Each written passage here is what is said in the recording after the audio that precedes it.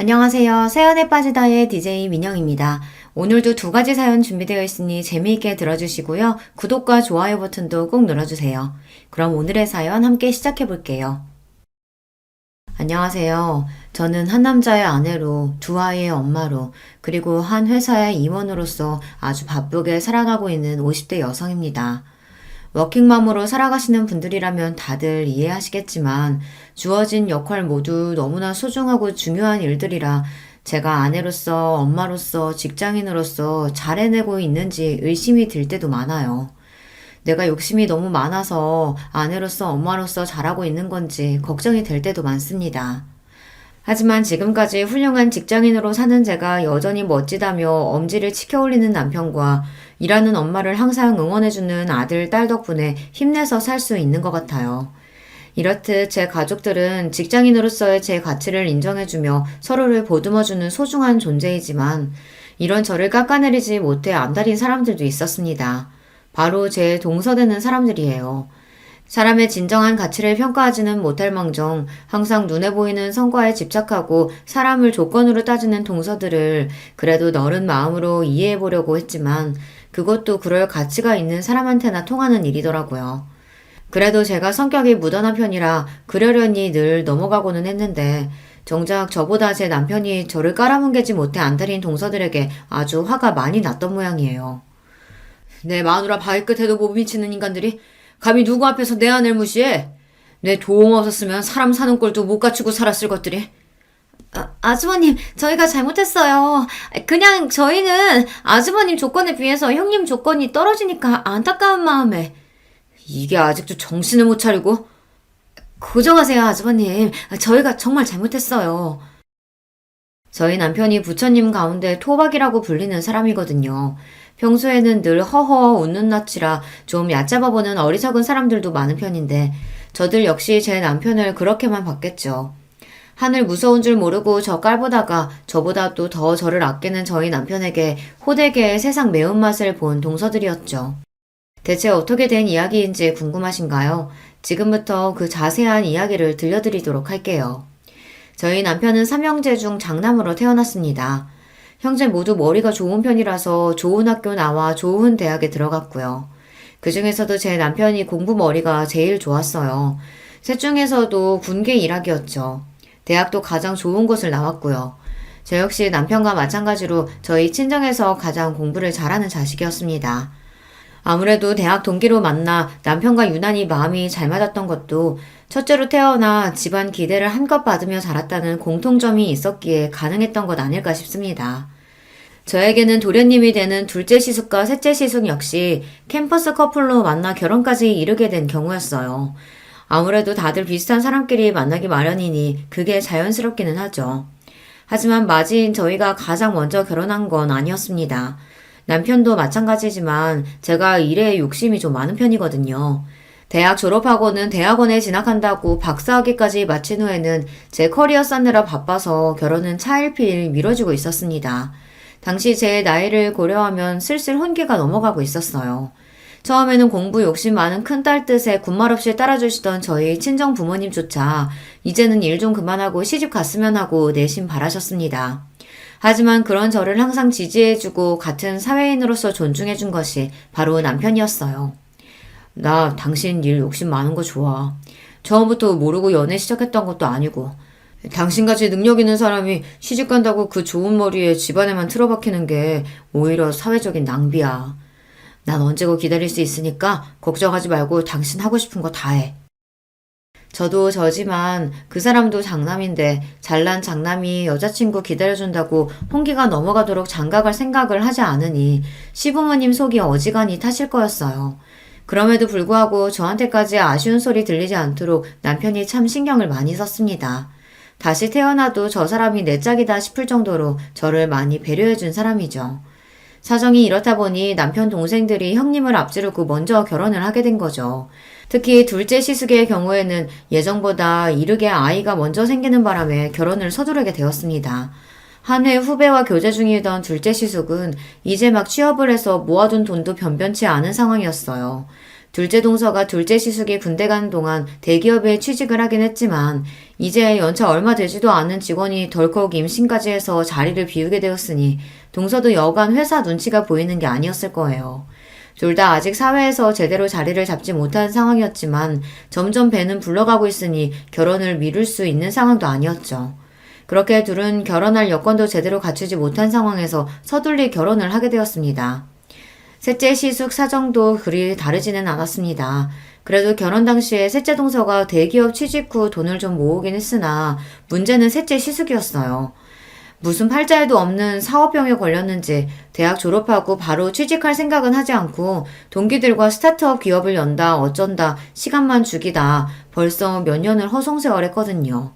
자기가 머리 좋다고 믿는 사람들이 저지르기 쉬운 실수가 본인이 선택한 게 잘못되었다는 걸 깨닫는데 시간이 오래 걸린다는 거예요.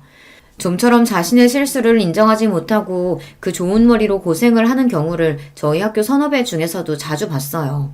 사람이 학벌만 좋다고 꼭 성공하는 건 아니라는 걸 저희 주변에서 흔하게 볼 수 있었습니다. 셋째 시숙이 딱 그런 경우였죠. 형제 모두 잘난 머리로 어릴 적부터 공부 잘한다고 칭찬만 받아왔으니 자아가 비대해지기 쉬웠어요.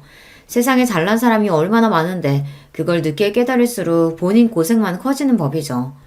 결국 뒤늦게 취업 전선에 뛰어들었지만 그보다 더 어린 인재들이 널렸는데 아무리 학벌이 좋아도 신입으로 그 나이 직원을 선호하지는 않으니까요.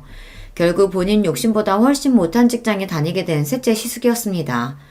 아마 그나마 셋째 동서가 일찍 자리를 잡지 않았더라면 둘은 훨씬 고생을 했을 거예요. 그러다 보니 각자 좋은 조건의 여성들과 결혼을 했으면서도 두 시숙들 결혼 초에는 꽤나 고생을 했다고 들었습니다. 형님이 워낙 자리를 잘 잡았으니 선뜻 먼저 도와주지 않았더라면 고생이 더 커졌겠죠. 그 고마움을 알아서인지 시숙들이 남편에게 참 잘했습니다. 형수인 저한테도 참 잘했고요. 아직 결혼하지 않았을 때에도 저희에게 형수 되실 분은 저 하나뿐이라며 곧잘 추켜 세워주곤 했어요. 우리 형 장가 좀 가게 해주세요, 형수님. 여자라곤 형수님밖에 모르는 사람인데 저러다가 진짜 노총각으로 늙어 죽겠어요. 얘가 경진이 부담스럽게 왜 이래. 때 되면 하겠지. 형이 이렇게 패기 없으니까 우리가 옆에서 더 이러는 거야. 남자가 할 땐 박력 있게 딱 얘기할 줄도 알아야지. 확실히 부드러운 남편 성격에 비해 사람도 좋아하고 말투에 자신감이 넘치는 시숙들이었습니다. 워낙 오래 본 사이라 예비 시댁 식구가 될 사람들이라는 부담감보다는 저도 그들을 편히 대했어요.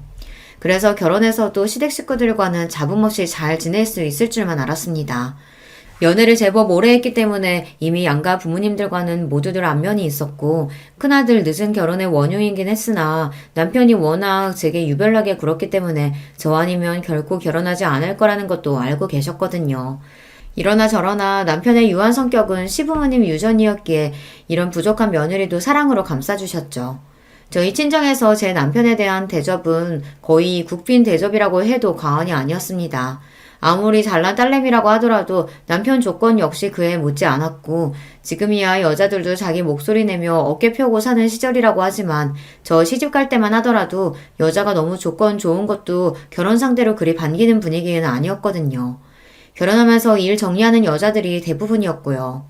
그런데 일 욕심 많은 저를 다 이해해주고 거의 연애 10년을 기다려주는 남자는 정말 흔치 않았습니다. 저희 부모님 입장에서 제 남편은 귀인이나 다름없었어요. 우리 허서방이 우리한테는 은인이다 은인이야. 아니었으면 우리 경진이 저 고집스러운 성격에 어디 시집이나 가려고 들었겠어? 허서방이나 되니까 우리 딸내미 감당되는 거지. 암만 우리 사이가 최고지. 우리 딸이랑 천생연분도 이런 천생연분이 없어. 민망하게 또 그러신다. 제가 경진이 만나 복이 많죠. 저희 친정부모님도 남편도 서로에게 참 잘했습니다. 제 친정 자매들 역시 남편을 참 잘 따랐어요. 똑똑한데 잘난 남편답지 않게 잘난 척 할 줄도 모르고 그저 서글서글한 사람이었으니 동생들이 잘 엉겼죠. 남편이 아들 부잣집 맞이였다면 저는 딸 부잣집 맞이였어요. 제 동생들 입장에서 남편은 그야말로 꿈에 그리던 오빠의 이상형이나 다름없었어요. 제 언니보다 형부를 더 잘 따르는 건 예견된 일이었습니다. 애들 때문에 정신이 하나도 없지? 어째 자기만 보면 어리광이 느는 것 같아. 나야 형부라고 불편하게 생각 안 하고 편하게 대해주니까 좋지. 나 자기 가족들이랑 어울리는 거 진짜 좋아하는 거 알잖아. 어쩜 말도 저렇게 이쁘게 하는지 역시 제가 선택한 남자였습니다. 많이 배운 여자, 먹물 많이 찬 여자는 드세서 좋은 신부감 되기는 글렀다는 말을 창피할 줄도 모르고 하는 제 주변 가부장적인 남자들과는 차원이 다른 남자였습니다. 친정 부모님 말씀이 틀린 게 아니었어요. 남편이 아니었다면 애초에 결혼할 생각도 들지 않았을 겁니다. 그렇게 남편의 삼형제 중 가장 늦게 저희가 웨딩마치를 올리게 되었습니다. 그날은 양가 부모님들이 모두 눈물바람이었어요. 양쪽 집안에서 저희 결혼을 너무 기다리셨습니다. 남편은 그럴 만한 가치가 있는 일이었다고 했지만 제 욕심 때문에 양가 부모님은 물론 남편까지 너무 기다리게 한 것 같아 죄송스러웠어요. 그런 만큼 결혼해서 시부모님께도 그렇고 남편에게도 그렇고 정말 잘하리라고 굳은 다짐을 먹었습니다.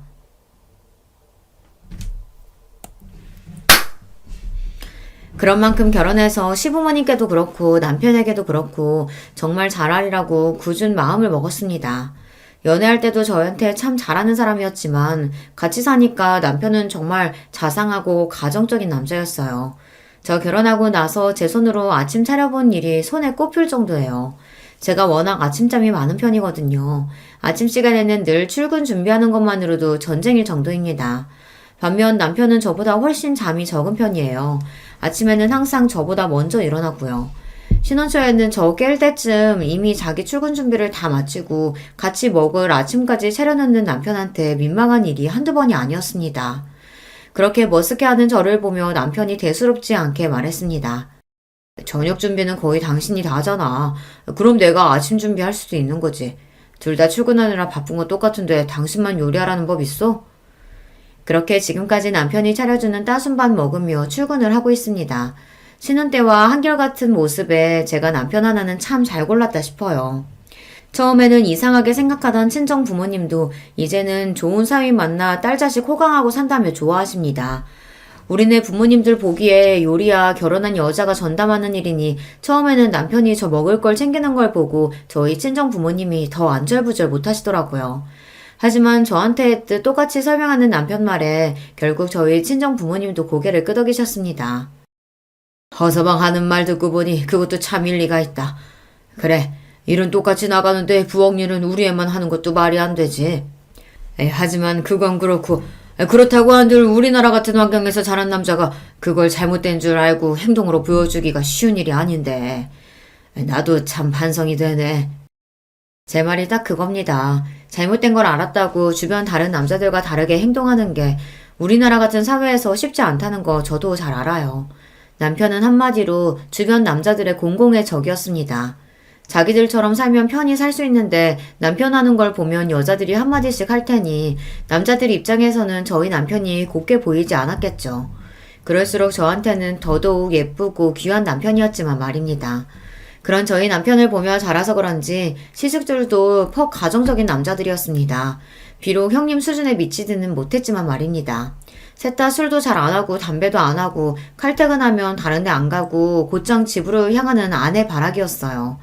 시숙들은 벌써 저희보다 먼저 결혼해서 다들 시조카드를 두고 있었습니다. 다복하게 사는 시숙 가족들을 보니 저도 아이 생각이 절로 날 지경이었어요. 이렇게 다른 시대 가족들과는 돈독하게 지내면서도 아직 손 아래 동서들인 둘째와 셋째 동서와는 좀처럼 가까워지지 못하고 있었습니다. 둘 다 저희 남편하고는 참 잘 지냈거든요. 저희 남편이 철마다 아이들 선물이라며 재수씨들 선물까지 잘 챙기기도 했고 가끔 만나서도 아이들도 참 잘 봐줬으니 동서들 입장에서야 더할 나위 없는 아주버니였겠죠. 결혼하고 나서는 온통 저한테 맞춰 사는 남편이었으니 이전보다 자주 볼 일이 적어져 좀 서운한 것 같기도 했습니다. 그럴수록 제가 더 잘해야지 싶었어요. 남편이 저한테 잘하니까 저도 남편 가족들과 얼른 친하게 지내고 잘하고 싶었어요. 그래서 제가 먼저 동서들과 술자리도 제안했습니다. 진짜 아주버님 같은 남자 없어요. 요새 누가 10년이 넘도록 여자 기다려서 결혼하겠어요? 아주버님 조건이 나쁜 것도 아니고. 그동안 어머님 아버님 통해서 선자리도 적지 않게 들어왔었는데 그걸 다 거절하시고. 왜 아니겠어. 사실 나는 형님이랑 아주버님이 결혼까지 가게 될 줄은 몰랐어. 아주버님 나이는 점점 차는데 결혼 소식은 없고 그만하면 할 만큼 했으니까 다른 사람 찾아가실 줄 알았지. 정말 우리 아주버님만한 순애보가 없다고. 처음엔 별로 친하지도 않은 손윗동서의 술자리 제안에 대면대면 하던 동서들도 술이 한 잔 두 잔 들어가더니 본심이 나오기 시작했습니다. 뭐 그 정도야 들어줄만 했습니다. 저희 결혼에 대해 주변에서 가타부타 말이 많은 건 사실이었으니까요. 대부분이 저를 기다리다 못해 제 남편이 저를 버리고 딴 여자로 갈아탈 거다. 뭐 그런 내용이었죠. 사정 모르는 남들이야 남의 이야기 그저 심심풀이로 쉽게들 이야기하곤 하잖아요. 제가 성격이 무딘 데가 있어서 그런지 그런 말에 크게 흔들리는 편은 아니에요. 동서들이 하는 말에도 별말 없이 고개만 주걱거리는 저를 보자 되려 그 둘이 머쓱해 보였습니다. 근데요, 형님. 저 예전부터 궁금했었는데요. 형님은 그렇게 공부를 많이 하셔놓고 왜 그렇게 작은 회사에 들어가셨대요? 제가 당시에 다니던 회사 규모가 작기는 했어요. 대학원에서 박사학위까지 따면서 공부를 마친 후에는 학교 연구실에서 근무를 했었습니다. 그러다가 경력이 좀 쌓였더니 주변에서 저를 좋게 봐주신 모양인지 제법 제 평판이 괜찮게 소문이 났더라고요. 해외 학술지에 연구 논문이 실리면서부터 일명식도 없던 곳에서 스카우트 제의가 들어오기도 했어요.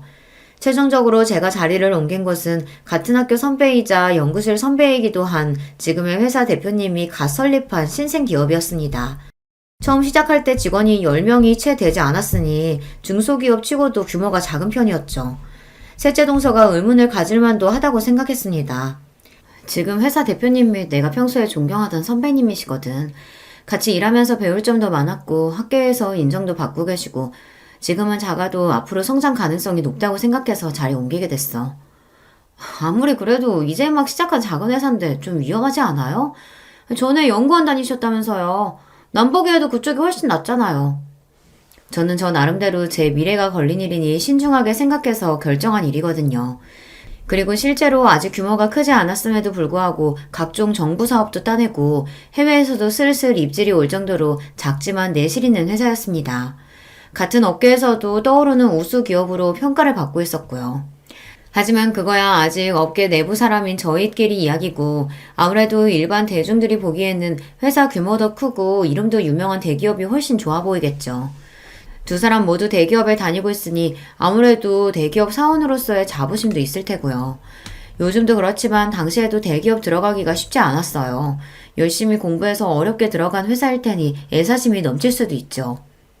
물론 유명한 회사 다니는 것도 좋지. 그런 직장 다니는 사람들도 대단하다고 생각하고 나도 내 나름대로 내 장래를 생각해서 결정한 거라 아직까지는 별로 후회된다는 생각은 안 드네.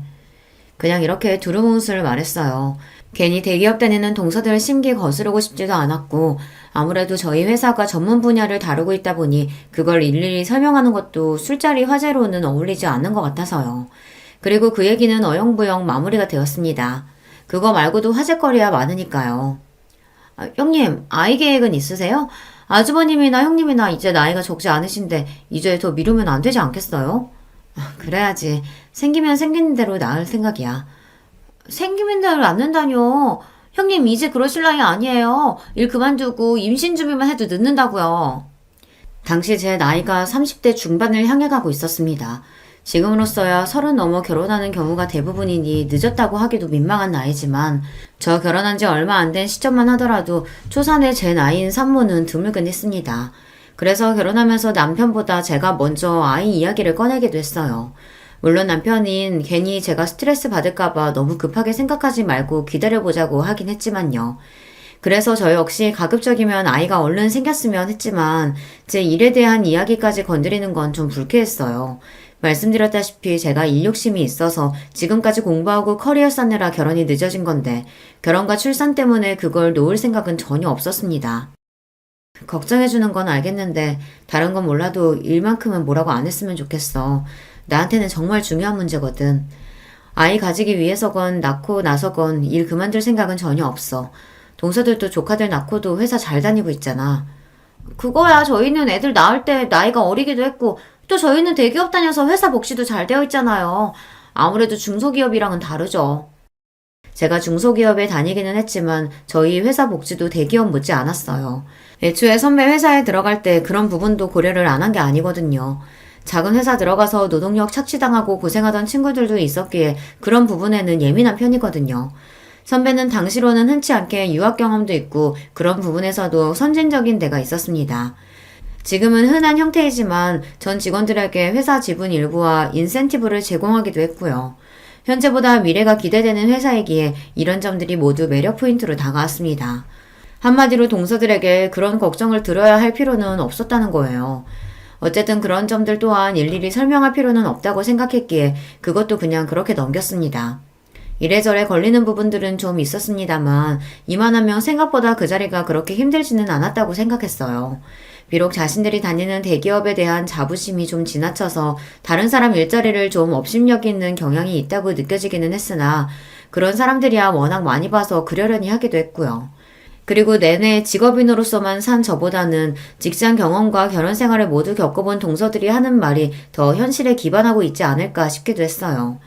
비록 그 둘이 제 손 아래 동서라고 하지만 결혼 생활을 저보다 훨씬 길게 한 사람들이니 손이 하면서 있지도 않은 권위를 내세울 생각도 없었고요. 무엇보다도 실전에서는 경험이 깡패 아닙니까? 결혼 전에 몇 번 보지 못해서 둘을 잘 알지는 못했지만 그래도 그 두 사람이 손윗동서인 저와 일부러 잘 지내지 않으려고 하는 게 아니라면 제게 공격적으로 나올 이유가 없었으니 결국엔 다 저 좋으라고 하는 소리겠거니 했습니다. 그런데 남들 귀에는 별로 그렇게 들리지 않았나 봐요.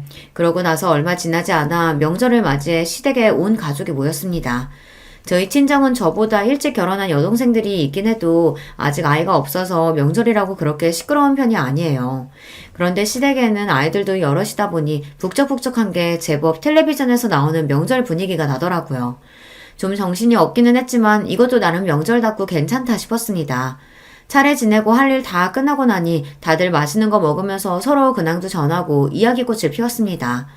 얼마 전 동서들끼리 술자리를 가졌다는 말에 둘째 시숙이 너스레를 떨었습니다. 형수님, 저희는 쏙 빼놓고 여자들끼리만 술 마시고 서운합니다. 도련님도 참, 저희는 저희끼리도 자주 봤잖아요. 다들 부인들이 어찌나 예쁜지 잘 보여주지도 않는 바람에 이렇게라도 얼굴 보고 대화 좀 했어요. 그래서 여자들끼리 즐거운 시간 보내셨어요? 그럼요. 서로 얘기도 많이 하고 특히 동서들이 내 걱정 많이 해주길래 내가 도움이 많이 됐어요. 걱정? 아, 우리가 아직 아기가 없으니까 아무래도 동서들이 걱정이 됐나 봐. 내가 다니는 회사가 작으니까 아이 준비하면서 다니기 힘들까 싶어서 걱정도 해주고. 아무래도 결혼 선배님들이시니까 내가 미처 생각하지 못했던 부분들 얘기도 많이 해주더라고. 저는 정말로 호의로 받아들여서 이야기를 한 건데 두 동서 표정이 당황스러움으로 물들었습니다. 남편을 포함한 삼형제 얼굴도 뭔가 애매하더라고요. 그제야 내가 꼬아 얘기한 걸 굳이 쫙쫙 펴서 들은 건가 싶었습니다. 상황이 뭔가 요상하게 돌아가기 시작하자 남편이 애써 굳힌 얼굴을 풀고 말했습니다. 우리 재수씨들이 손희 형님 들어오셨다고 이래저래 걱정이 많으셨나 보네. 그래도 이 사람이 똑부러진 사람이라 걱정하실 일은 없을 거예요. 더군다나 남편인 제가 이 사람 능력 있는 걸 이렇게나 좋아하는데 걱정하신 만큼 제가 더 잘하겠습니다. 특히나 제가 능력 있는 걸 좋아한다는 부분을 힘주어 말하는 남편이었습니다. 한마디로 내 아내 직장 문제 가지고 왈가왈부하지 말라는 경고나 다름없었어요. 부드럽게 말하기는 했지만 평소에 워낙 싫은 말 하는 일이 없는 사람이라 그런지 두 동서들 표정이 경직되는 게 느껴졌습니다. 아니, 저희는 그냥 걱정이 돼서요. 아주버님이 여기서 어떻게 더 잘하시겠어요? 평소에도 그렇게 잘하시면서. 그럼요. 저는 두 분 닮은 조카 얼른 보고 싶은 마음에 말씀드린 거예요. 급히 수습하는 둘을 보자니 내가 눈치가 없었구나 싶었습니다. 저 둘이 설마 저를 견제하리라고는 생각도 못했거든요. 이미 이 집 식구로 잘 자리 잡은 사람들이고 아직 잘 알지도 못하는데 그럴 이유가 있겠나 제가 너무 단순하게 생각한 거죠. 동서지간이라는 거 생각보다 참 복잡한 거더라고요. 단순한 인간관계를 지향하는 저로서는 좀 이해하기 힘들었지만 그래도 아직은 좋은 게 좋은 거라고 모두와 잘 지내고 싶었기에 다음에는 이런 화제 꺼낼 때 좀 조심해야겠다 싶었습니다. 좀 그렇네. 남의 직장 이야기는 그렇게 경솔하게 하는 게 아닌데. 집에 돌아와서까지 답지 않게 기분 나쁜 티를 내는 남편이었습니다. 자기 일로는 참 무던한 사람인데 저나 나중에 태어난 아이들 문제로는 민감한 데가 있더라고요. 하지만 결혼 후에 처음으로 보는 남편 모습이었기에 저는 남편이 좀 예민하게 반응하는 게 아닌가 하고 생각했습니다. 아까 얘기 잘해놓고 뭘 아직까지 마음에 담아두고 그래. 내가 문제가 아니라 당신 기분 나쁘지 않았어? 난 솔직히 아까 동서들 반응 보고서야 그게 내 신경 긁으려고 한 얘긴 줄을 눈치챘어. 나도 참 눈치 없다, 그치? 웃어넘기는 저를 보고 자기가 더 미안한 표정을 짓는 남편이었습니다. 아무렴 제가 아니라 남편이 나서서 한 소리 했는데 또 이렇게 은근슬쩍 제 신경을 긁으려 들기야 할까 싶었습니다. 뭐 저 정도로 긁힐 제 신경이 아니긴 했지만요. 그런데 동서들 입장에서는 결혼 전에 한 번도 자기들한테 싫은 소리 한 적이 없었던 아주버님이 결혼하고 저런 소리를 한다는 게 다 제 딸처럼 느껴졌던 모양이에요. 그전에도 그들과 그리 잘 어우러지는 느낌은 아니었는데 저러고 나서는 은근히 저를 대화에서 배제하는 느낌이었어요. 결국 이렇게 되었구나 싶으면서도 솔직히 그럴 수도 있다고 생각했어요. 사람이 자기가 하는 일이 옳고 그르고를 떠나서 감정 상할 일을 겪었으면 아무래도 상대방에게 좋은 마음 먹기가 쉽지 않기는 하죠. 의도한 바는 아니었으나 어쨌든 시댁 모임 중에 분위기가 흐려진 것도 사실이었으니 할 수 없다 싶었습니다. 결혼하고 처음으로 맞이하는 시아버지 생신에 다시 온 가족이 시댁으로 모여들었습니다. 이 집 며느리가 되고 나서 처음으로 챙겨드리는 시아버지 생신이었으니 저도 신경을 많이 썼어요. 마침 연구 성과로 인센티브를 받은 직후라 주머니 사정도 넉넉했습니다. 평생 명품 한번 써본 적이 없다고 하시길래 용돈과 함께 명품 지갑과 넥타이 세트를 준비했습니다. 물론 명품은 시대를 막론하고 저렴한 적이 없었기에 그 당시에도 가격대가 상당했어요. 그러나 그렇다고 제 형편에 지나치게 무리한 것도 아니었어요. 그걸 알고 있으니 남편도 굳이 말리지 않는 게 아니겠습니까? 오히려 제가 이렇게 단단히 준비한 게 본인 면이라도 세워주는 것처럼 으스케하는 남편이었어요. 시아버지한테 명품 선물하는 며느리라니. 내가 역시 능력 있는 여자 제대로 잡았지. 호태훈이 아주 봉잡았다. 하여튼 너스레는. 남편 말에 민망하면서도 기분은 나쁘지 않았습니다. 부디 시아버지께서도 저렇게 좋아해 주셨으면 더 바랄 게 없겠다 싶었죠. 다행히 선물 받고 아버님이 아주 기뻐하시더라고요. 세상에 내 팔자에 명품을 다 써보고 내가 우리 큰며느리 덕에 아주 호강한다. 고맙다 아가. 내가 아주 평생 아껴 쓸게. 아휴 아니에요 아버님 별거 아니에요. 해지면 새 걸로 바꿔드릴 테니까 아끼지 말고 편하게 쓰세요. 와 우리 형수님 멋있다. 역시 능력자는 다르네. 하여튼 너스레 떠는 건 이 집 남자들 유전인가 봅니다. 어머님까지 그 광경을 보며 만면에 미소를 띄우셨습니다. 이 분위기에 좀처럼 섞이지 못한 건 동서들 두 사람뿐이었어요. 우리 형님 시집 오셔서 처음 맞는 시아버지 생신이라고 무리하셨네. 당분간 좀 힘드시겠어요? 그러게 작은 회사에서 월급도 얼마 안 나올 텐데. 이번에는 눈치 없는 저도 대번에 알아차릴 수 있을 만큼 두 사람 말투에 가시가 돋쳐 있었습니다. 순식간에 주변 분위기가 찬물을 끼얹은 것처럼 싸하게 가라앉았어요. 순간 성질을 못 이기고 내뱉어놓고 둘 다 아차 하는 게 보이더라고요. 그래봤자 늦었지만 말입니다. 이 사람이 분위기 좋은데 괜히 왜 심술이야. 형수님이 어려서니 알아서 하시겠지. 작은 회사니 어쩌니 하는 소리가 왜 나와? 아니 우리는 걱정돼서 하는 말이지. 그래도 이 사람이. 한창 분위기 좋았는데 순식간에 불화의 씨앗이 싹 탔습니다. 특히 시부모님 표정이 너무 안 좋더라고요. 너희들이 그렇게 말하면 내서 준비한 큰애 기분이 어떻겠냐? 받는 나는 또 어떻고? 그러게 말이다. 너희들 지금 너희 큰형님만 무안준 게 아니라 네 시아버지까지 물색 없는 사람 만든 거야. 좋은 날 이게 무슨 일이니? 중간에서 저만 괜히 새우등 터져서 안절부절 못했습니다. 그런 저를 보더니 남편이 제 손을 꼭 쥐고는 낮은 목소리로 말했어요. 제가 저번부터 말하고 싶었는데 대체 왜 그렇게 이 사람 직장을 까내리지 못해서 날린 겁니까? 이 사람 능력 업계에서도 알아주는 사람이고 그래서 지금 회사도 대표한테 직접 스카우트 받아서 좋은 대우 받으면서 간 거예요. 그래서 들어가면서도 과장직감 단 거고요. 중소기업이라니까 무슨 구멍가게라도 되는 줄 아시는 모양인데 내실 있는 기업이라고 평판도 좋아요. 그런 거 다 떠나서 이전부터 어떻게든 이 사람 트집 잡으려고 하는 것 같아서 남편으로서 기분이 쏙 좋지 않네요. 앞으로는 더 조심하셨으면 합니다. 이제 아주 대놓고 경고하며 제 편을 드는 남편이었습니다. 동서들이 말실수한 게 있으니 아무도 그 말에 의의를 제기하지 않으셨어요. 방금 건 저도 동서들이 선 넘었다 싶었습니다. 제가 마음에 들지 않는 건 들지 않는 거고 굳이 어른들 들리시는 데에서까지 저러는 건 지나쳤죠. 물론 이번에도 제가 이야기하기도 전에 제 남편이 상황을 정리했지만요. 이런 걸로 절대 서운하게 하는 법이 없는 사람이었습니다. 기껏 좋은 선물 준비해서 시아버지께서 생신날 기쁜 마음만 가지셨으면 했는데 또 경솔한 발언을 한 돈서들 때문에 기쁨이 반감된 것 같아 저도 기분이 썩 좋지 않았습니다.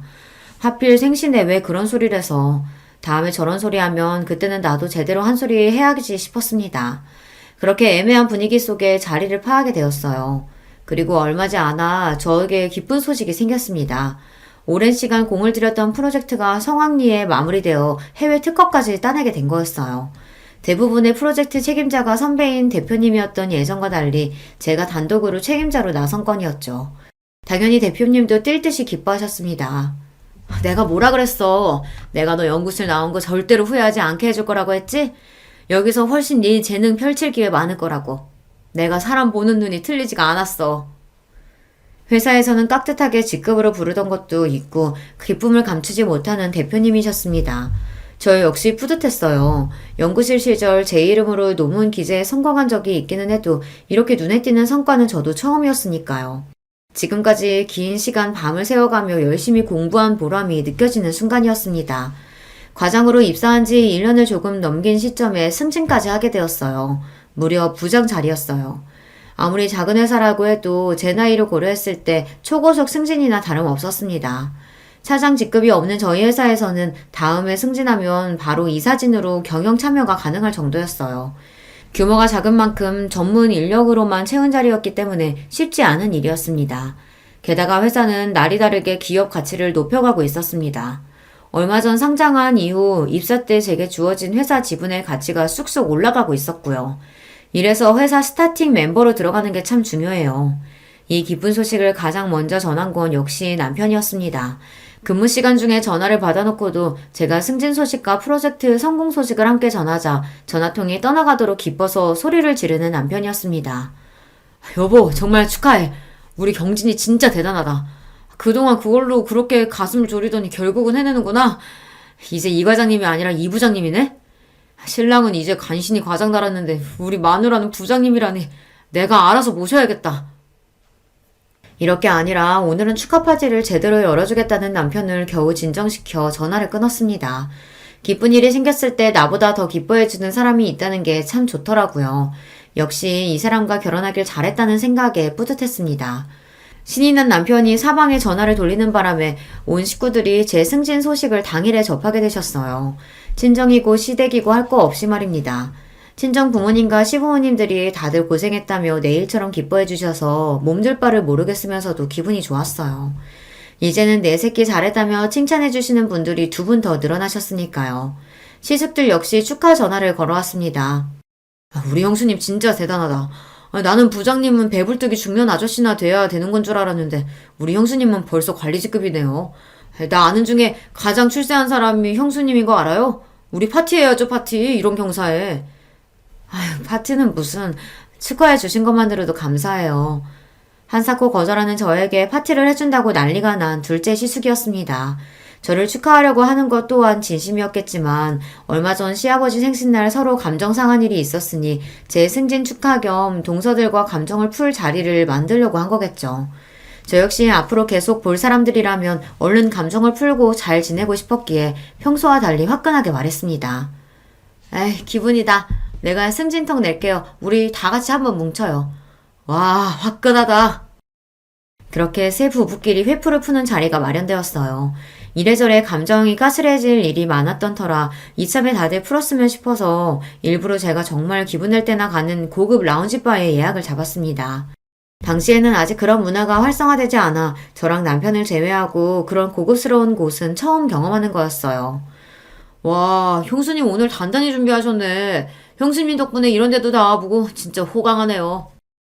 아직 꽁한 기분으로 나와 떨떠름하게 서있던 동서들도 모임 장소를 보더니 눈이 휘둥그레졌습니다. 대기업 접대 자리로도 이용되는 곳인데 아무래도 동서들은 아직 평사원이다 보니 이런 곳에 와볼 일은 없었겠죠. 이왕이면 이런 걸로라도 점수를 좀 땄으면 싶었어요. 와, 이 양주 진짜 비싼 건데 병째로 마셔도 괜찮아요? 저 오늘 좋은 날이잖아요. 오늘은 마시고 싶은 거 다 마셔도 상관없으니까 가격 보지 말고 원 없이 드세요. 분위기도 더할 나위 없이 좋았어요. 저나 남편이야 그날 기분이 최고였고 쭈뼛하던 동서들도 좋은 술 한 모금씩 넘기고 나니 표정이 좀 풀어졌더라고요. 남편은 이번 프로젝트 때문에 제가 얼마나 고생을 했는지, 승진한 마누라가 얼마나 대단한지 팔불질처럼 자랑을 늘어놓느라 잔뜩 신이 나 있었습니다. 그렇게 다들 화기애애하게 이야기를 주고받는 동안 동서들 술 마시는 속도가 점점 빨라지고 있었어요. 처음에는 오늘 술이 좀 받는가 보다 하다가 나중에는 저대로 놔둬도 괜찮나 걱정이 되더라고요. 그래서 동서에게 걱정스러운 마음에 한마디 건넸습니다. 동서, 괜찮아? 물도 좀 마셔가면서 천천히 마셔. 왜요? 막상 비싼 술 사려니까 아까워요? 가시돋친 둘째 동서 말투에 순간 주변이 조용해졌습니다. 아, 또 시작이구나 싶었죠. 어째 오늘은 좀 조용히 넘어가나 싶었는데 이 정도로 동서들 심술을 달래기에는 역부족이었나 봅니다. 그래도 어지간하면 잘 넘기려고 다시 부드럽게 말했습니다. 아깝긴 축하해줘서 고마워서 한턱 내는 건데. 중소기업 부장이 뭐 그렇게 대단한 자리라고 내가 축하식이나 해요? 저 사람이 하도 닥달하길래 어쩔 수 없이 나온 거예요. 어떻게든 분위기를 풀어보려던 제 노력은 숲으로 돌아갔습니다. 그쯤 되니 저도 그냥 될 대로 되라 싶더라고요. 언제까지 제가 동서 기분을 맞춰주겠습니까?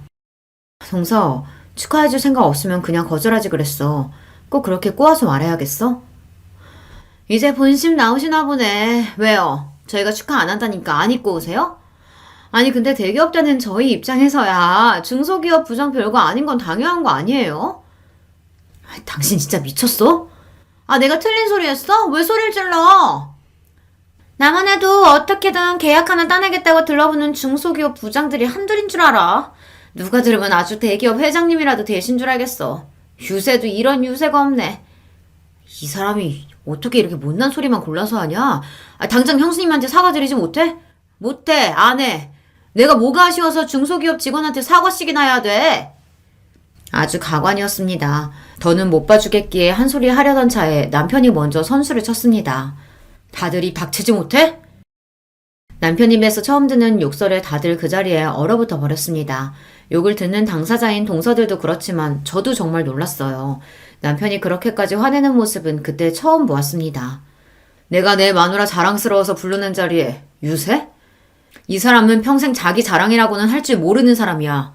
꼴랑 대기업 다닌다는 이유로 세상 제일 잘난 줄 착각하고 사는 니들하고 같을 줄 알아? 우리 와이프야말로 이런 식으로 엮이지 않았으면 니들 같은 인간들하고는 어울릴 일이 없는 사람이라고, 알아? 당장이라도 잡아먹을 듯한 기세로 고함을 치는 남편 모습에 두 사람이 벌벌 떨기 시작했습니다. 중소기업 부장이니 대단할 것도 없다고? 무식한 소리하고 자빠졌네. 이 사람 회사 가치는 지금 시가총액 100억이 넘어. 니들은 신문도 안 보냐? 이 사람이 성공시킨 프로젝트로 정부 계약에 해외 특허까지 따냈다고. 그런 인재들 사이에서 부장까지 올라갔단 거야, 이 사람이. 이 사람이 니들처럼 일반 직원인 줄 알아? 이 사람 회사 지분까지 가진 사람이야. 회사 주주라고. 이 대기업에 붙어서 월급이나 타먹을 줄 아는 것들아. 100억이니 정부 계약이니 해외 특허니 회사 지분 이야기까지 나오자 동서들 얼굴이 새파랗게 질리기 시작했습니다. 만만하게 생각했던 작은 중소기업이 자기들 생각과는 달리 보통이 아니라는 걸 이제야 간신히 깨닫게 된 거죠. 물론 제가 그런 사람이든 아니든 간에 사람 제 밑으로 보고 깔보는 건 잘못한 일이죠. 그래도 자기들 보기에도 대단하다는 생각이 들었는지 순간 쳐다보는 제 눈빛에 주춤 눈치를 보는 꼴이 어이가 없으면서도 좀 고소하더라고요. 저는 이만하면 됐다 싶었는데 남편은 아직도 분이 풀리지 않는지 씩씩 숨이 거칠었습니다. 내가 니들 결혼할 때 어떻게 했는데 아직 자리도 제대로 못 잡은 니들 사람 사는 것처럼 살게 해주겠다고 내가 그렇게 도왔는데 감히 내 아내를 이런 식으로 대? 나한테는 아까운 사람이 이 사람을 감히 겉으로 보이는 조건만 대충 보고 사람 괄시하는 니들 같은 모자란 인간들이 감히 당장 내가 빌려준 집값 빼서 가져와. 내 아내 무시하는 너 같은 인간들한테 내 돈 절대 못 줘. 남편이 두 동생들 결혼하면서 준비가 부족해 도움을 줬다는 건 미리 말해준 적이 있었어요. 아무래도 남편 벌이가 가장 좋기도 하니 여윳돈도 있었으니까요. 그걸 그래도 돈거래가 오갔으니 명목상 계약서를 쓰고 이자도 받지 않고 그 일부를 천천히 갖고 있었죠. 남 같으면 가당치도 않을 이야기였습니다. 하지만 이제 자기한테는 남보다도 못하니 당장에 그 돈을 갚으라는 이야기였죠. 그 돈이 한두 푼도 아니고 동서들은 물론이고 시숙들까지 얼굴에 피기가 싹 가셨습니다. 아주버님, 저희가 잘못했어요. 제가 진짜 몰라서 실수했어요. 형님, 제가 죄송해요. 다시는 형님 앞에서 건방 떨지 않을게요. 형님, 잘못했어요. 저는 형님이 그렇게 대단한 분인 줄도 모르고. 그렇게 콧대 높게 굴던 둘이 돈 내놓으라는 남편 말에 아주 납작 엎드려서 저렇게 쉽게 사과하는 꼴을 보고 있자니 한심스러웠습니다. 내가 대단한 사람이건 아닌건 사람이 사람을 그렇게 대하는 건 아니야. 사과를 그런 식으로 하는 것도 아니고. 돈 문제는 나는 모르겠네. 이 사람 돈인데 내가 왈가왈부할 일도 아니고 알아서 해결들 봐요. 그러고는 아직도 분이 풀리지 않아 씩씩대는 남편을 데리고 나와버렸습니다. 그 와중에 술값 계산하라는 저를 보고 저것들 꼴을 보고도 비싼 양주 사 먹이고 싶냐며 남편이 난리치는 바람에 결국 그냥 나오고 말았습니다. 당신 진짜 그 돈 한꺼번에 다 받을 거야? 내가 내 돈 받겠다는데 왜? 내가 그간 못 받은 이자까지 싹 쳐서 받아낼 거야. 나 무시하는 건 참아도 당신 무시하는 건 절대 못 참아. 어디 감히 내 마누라를. 화가 나서 어쩔 줄 모르는 남편을 보고 있자니 웃으면 안 되는 줄 알면서도 웃음이 나왔습니다. 남편은 뭐가 좋냐며 타박을 하는데도 그렇더라고요. 앞으로 살면서 억울한 일, 화나는 일이 있어도 나 대신 화내고 억울해줄 사람이 있는데 세상 무서울 게 무엇 있겠냐 싶었습니다. 그러고 나니 두 동서들 폐악도 별거 아니라고 느껴지더라고요. 결과적으로 동서 둘 다 남편 돈 갚느라고 고생 꽤나 했습니다. 남편이 시숙들 도움 받아다가는 정말 당장 소송해서 받아낼 거라고 으름장을 놓는 바람에 대기업 다녀받은 피 같은 월급 내놓느라 둘 모두 속이 쓰렸을 거예요. 이건 남편과 시숙들 간의 모종의 거래가 있었습니다. 니들 같으면 마누라 그 꼴 당하는 걸 보고 가만히 있겠냐는 말에 시숙들도 할 말이 없었겠죠. 그래도 부부인이 뒤에서 몰래 도왔다는 걸 알고 있지만 그 정도는 농감아주기로 했습니다. 이 막장 드라마 같은 상황을 숨기지 않고 일러 바친 남편 덕에 동서들은 시부모님께도 단단히 야단을 맞았습니다. 내가 그동안 니들한테 너무 잘해준 모양이다. 어디 감히 손이 동서를 제 밑으로 보고 그따위 짓거리를 벌여. 감히 내 집에서. 남편이나 시부모님이나 그리 마음씨가 비단결 같은 분들이 화내니까 정말로 무섭더라고요. 그날로 그 둘에게 사근사근 부드러운 시부모님은 영영 사라졌습니다. 제대로 바닥을 보였으니 아무리 행동을 조심해도 시부모님 입장에서는 더는 믿업지 못한 모양이었어요. 그리고 십수년이 지났지만 그 둘은 여전히 저한테 쪽도 못 쓰고 잔뜩 기가 눌려 지내고 있습니다. 사실 제가 크게 뭘 한 건 없는데 주변에서 워낙 야단이었다 보니 둘 다 아주 된통 당하기는 했죠. 결국 이자까지 쳐서 그 돈을 다 받아낸 제 남편이 참 대단해요. 그 이후로 저는 결국 회사 이사진까지 올라가는 데 성공했습니다. 지금은 업계에서 저희 회사 이름만 들으면 모르는 사람이 없을 정도로 회사를 성장시켰습니다. 여전히 대기업에 비하면 직원 수는 적은 편입니다만 그래도 지금은 직원 수가 거의 200여 명에 육박할 정도로 규모가 커졌습니다. 제 연봉이나 회사 지분 가치를 따지면 여느 대기업 이사들에게도 뒤지지 않을 정도입니다. 동서 둘은 그리고 채 10년도 채우지 못하고 회사를 나오게 되었어요. 아무래도 평사원은 많고 관리직까지 승진하는 사람은 소수이다 보니 남자들도 40대에 들어서면 대기업에서 명예퇴직하는 경우가 많죠.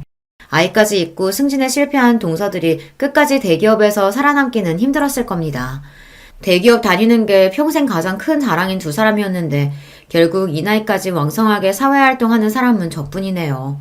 회사 그만두고 둘 모두 급격히 기가 죽은 탓에 오히려 이제는 짠하게 느껴지기까지 합니다. 사람이 겉으로 보이는 다면만 보고 상대방을 평가하기 쉽다지만 그래도 예의라는 게 있는 건데 둘 다 처음에 저한테 너무했다 싶어요. 첫 단추를 그리 꿰지 않았더라면 꽤 괜찮은 사이가 될 수도 있었을 텐데 지금은 뭐 별로 아쉽지도 않네요. 여전히 하늘이 두 쪽 나도 제 편인 남편과 이제는 남편과 저를 쏙 닮은 소중한 아이들도 있는 판에 거기까지 신경 쓸 여력이 없기도 하고요. 회사 일 역시 바쁘지만 더없이 만족스러워서 저는 잘 지내고 있습니다. 지금은 한때 그런 일도 있었지 웃으면서 이야기할 수 있을 정도로 작은 해프닝으로 느껴지기도 해요. 다들 제 이야기 재미있게 잘 들어주셨는지 모르겠어요. 오늘 하루 여러분도 열심히 일하시고 하루의 마지막에는 소중한 사람들 품에 돌아가 따뜻한 시간 보내시길 바라며 이야기 마칠게요. 안녕하세요. 저는 30 중반 된 여성입니다. 요즘 참 시끄러운 일이 많죠? 그중 가장 이야기 많이들 하시는 것 중 하나가 바로 교사와 교권 문제잖아요. 저도 이와 관련하여 겪었던 일이 있어서 이번 기회에 털어놔보고 싶어 사연을 보내드립니다. 저는 20대 중반에 교사가 되었어요. 벌써 10년 전이네요. 교사 경쟁률이 떨어졌다고는 해도 임용고시는 여전히 어렵습니다. 사범대 나와서 임용고시를 볼 때 얼마나 긴장하고 열심히 노력했었는지 몰라요. 사실 좀 더 어른스러운 아이들을 상대로 대학 보내는 즐거움을 느끼고 싶다면 중고등학교 선생님이 되는 쪽이 좋습니다. 사실 중고등학생쯤 되면 뛰어난 아이들은 정말 뛰어나서 선생님에 대해 예의를 잘 갖추는 아이들도 많아요. 물론 요즘 교권이 추락해서 교실 학생들 전반적인 수준도 떨어지기는 했지만 얌전하고 좋은 학생들도 여전히 있어요. 그런 아이들의 존재가 지워지고 피해를 입는 일이 많아져서 안타깝기는 하지만요. 그런데 저는 애초에 대학에 들어갈 때부터 초등학교 선생님이 되겠다고 마음을 먹었던 이유가 아이들을 너무 좋아해서였어요. 아직 중학교도 들어가기 전 유치원을 나와서 학교에 막 입학하는 그 조그만 아이들이 얼마나 귀여웠는지 몰라요. 그건 지금도 마찬가지고요. 고사리 같은 손을 내밀면서 선생님을 부르는 아이들을 가르치고 돌보다 보면 제가 정말 세상 모든 아이들의 엄마라도 된 것 같은 기분을 느낄 수 있었거든요. 최선을 다해서 임용고시를 치르고서 다행히도 운 좋게 처음 본 시험에 합격하여 사립초등학교에 들어가게 되었습니다. 사립초등학교는 연봉이 그래도 높은 편이에요. 서울에 있는 사립초등학교였는데 아이들 수준도 높고 꽤 신경 쓰는 집안의 부모님들도 많이 계셨죠. 신규 때는 그래도 운이 좋았는지 정말 좋은 학부모님들과 착한 아이들로 이루어진 반을 맡게 되어서 즐겁게 1년을 보낼 수 있었어요. 신규로 교사 일을 시작하면 얼마나 떨리고 의욕이 넘치는지 아마 교사분들은 아실 텐데요. 조그만 아이들의 1년이 제 손에 달렸다고 생각하면 없던 의욕도 생기는 게 바로 교사들이랍니다. 그래서 저 역시도 정말 의욕 넘치게 아이들을 최선을 다해 보살피고 가르치면서 1년을 보냈어요. 그래도 좋은 학부모님들과 인연을 맺으며 한 해를 보내고 나니 자신감이 생기더군요. 그 다음 해에도 그래서 조금 노하우가 생긴 상태로 조금 더 능숙하게 아이들을 가르칠 수 있었는데요. 2년 차에도 별 문제는 없었어요. 약간씩의 트러블은 있었지만 그래도 상식 내였고 제가 컨트롤할 수 있는 범위 내였거든요. 다른 선생님들도 많이 도와주시고 조언도 많이 해주시는 편이었고요. 그런데 문제가 이제 3년 차에 벌어지게 된 거였죠. 당시 3년 차에 처음으로 고학년 담임을 맡게 되었는데 그동안 저학년만 맡다 보니까 애들이 다 순했거든요. 아직 뭘 모르기도 하고 제가 타이르면 말도 잘 들었고요. 게다가 운 좋게 아주 좋은 학부모님들로 구성된 학급이었어요. 그런데 이제 그게 5, 6학년쯤 되면 애들이 머리가 커서 완전히 달라진다는 말을 다른 선생님들께 듣기는 했는데 체감은 못하고 있었던 거예요. 그런 와중에 덜컥 6학년 담임을 맡게 된 거였죠. 게다가 더 큰 문제가 있었어요. 사실 그동안 별로 안 좋은 평가를 받아왔던 문제 행동을 벌였던 아이들이 있었는데 그 아이들이 학급을 구성하다 보니 한꺼번에 셋 정도가 한 반에 들어가게 된 거였어요. 그리고 저 연차에 아무것도 모르는 선생님이었던 제가 그 반을 맡게 된 거였죠. 고 연차인 선생님들은 이미 학교 사정을 다 아시고 어떤 애들이 골치 아픈지를 다 아시니까 그 학급을 안 맡으려고 다들 버티셨거든요. 그런데 저한테 이제 그 일이 밀려온 거였죠. 아직 아무것도 모르고 저학년 아이들 그래도 나름 별탈 없이 2년 동안 잘 가르쳤고 그랬으니 저 연차 젊은 여선생님한테 골치 아픈 애들을 그냥 떠맡겨버린 거였어요. 저는 사실 그것도 모른 채로 처음 만난 고학년이니 정말 잘 준비해서 가르쳐야겠구나 하면서 준비를 열심히 했었죠. 새학기가 되어 처음 교실에 들어갔는데 애들이 난장판이더라고요. 원래 애들이란 쉬는 시간에 선생님 없을 때는 난장판인 게 당연하니까 저는 그냥 그러려니 했어요. 그리고 모두 앉으라고 이제 수업 시작하겠다고 이야기를 했죠.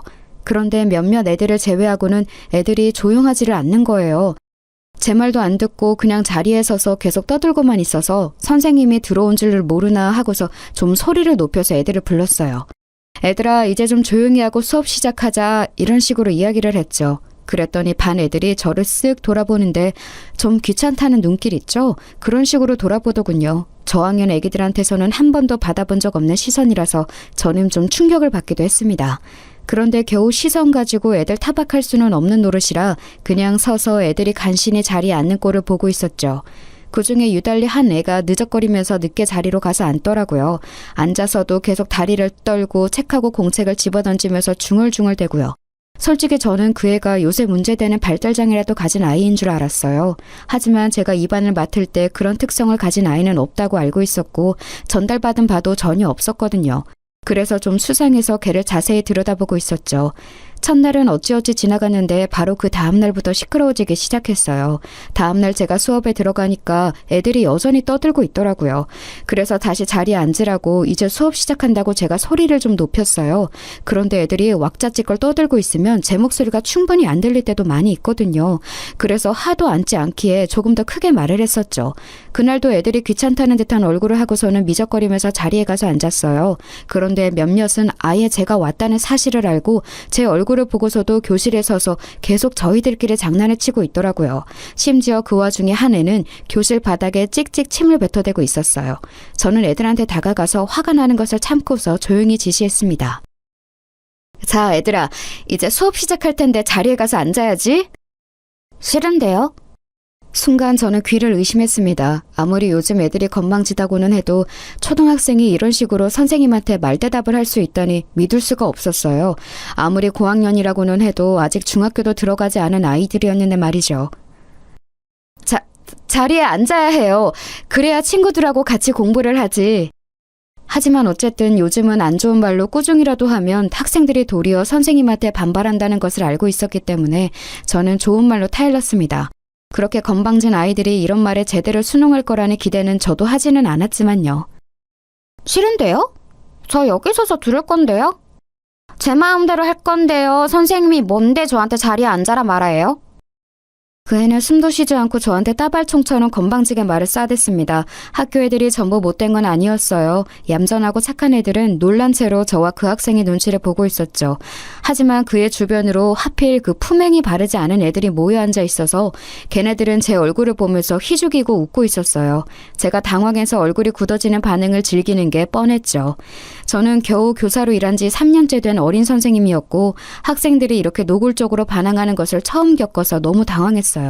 글쎄 이걸 교사 자질이 없다고 말씀하실 수도 있겠지만 누구든 교사라는 직업의 경험치를 다 쌓은 후에 교사가 되는 것은 아니거든요.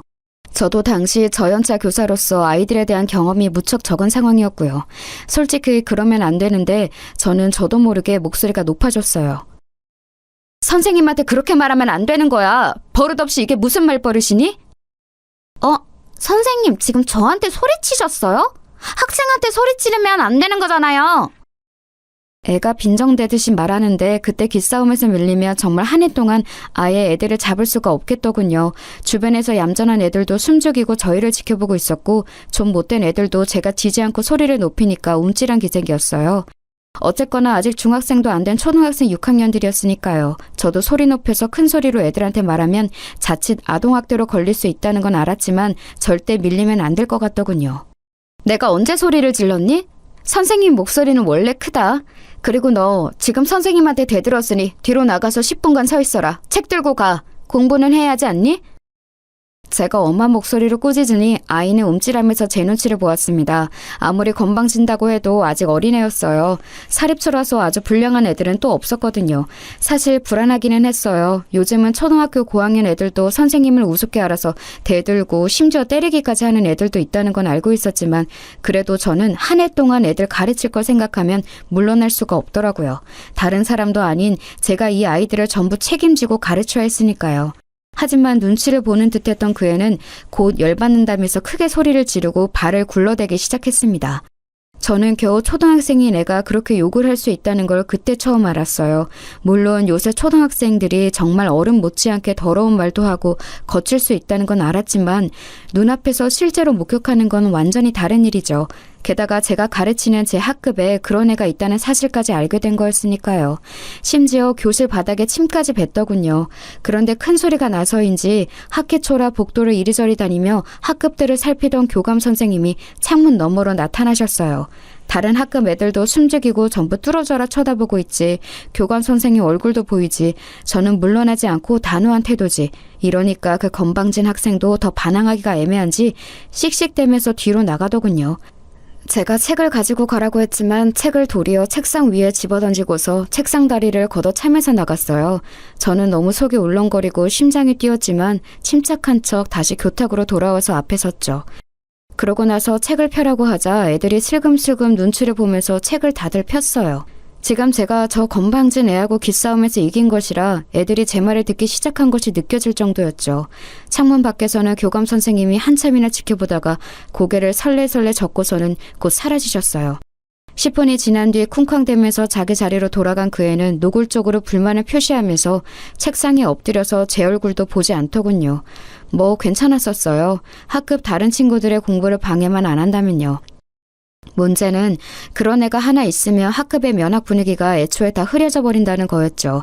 순하고 모범적인 대다수의 학생들이 그렇게 마음대로 멋대로 행동하는 아이 두세 때문에 공부도 하지 못하고 선생님에게 제대로 된 지도도 받지 못한 채로 피해를 보는 경우가 많거든요. 그래서 저는 그 애를 비롯해서 아까 저한테 빈정대는 눈길을 한 3명한테는 절대 기싸움에서 밀리면 안 되겠다는 생각이 들었어요.